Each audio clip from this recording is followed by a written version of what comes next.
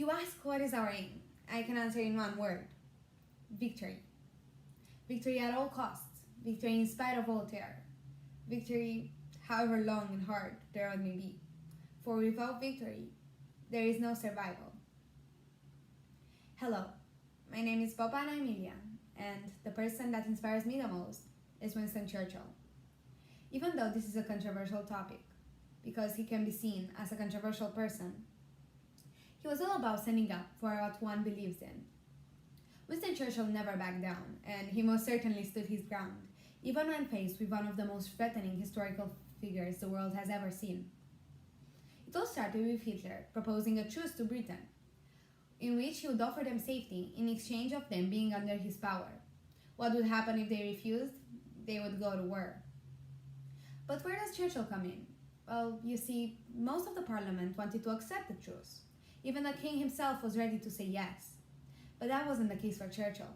He was ready to go to war and fight till the last man, as he didn't want Britain to become a slave country.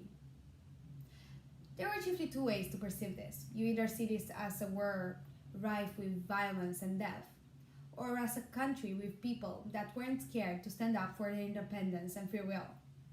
One of the many things that Churchill did that inspired me was the way in which he chose to motivate his people. Knowing they were faced with fear and imminent death, he went down to the metro and started asking people that at the time didn't have a voice what they thought the country should do, if they should go to war or not. Surprisingly, most of them said, "We shall fight until the last man." This is what gave both Churchill and the British people the power they needed to go to war and fight for their independence. I'm just a 12-year-old student, so until now I haven't thought any words or started any movements, but I try to apply this in my day-to-day life. Let me tell you how I stood up to my idea a couple of days ago. At my school, we have something called a PBL, Project-Based Learning, and this year my friend Miruna and I chose the topic "Don't judge a book by its cover." Our teacher said that it probably won't work out because of the fact that it had been made a million times before. But we still stuck to it and made it into something everyone from our class, including our teacher, appreciated. What I learned was that when you really hold on to your choices and beliefs, you find the strength and the will that you never thought you had.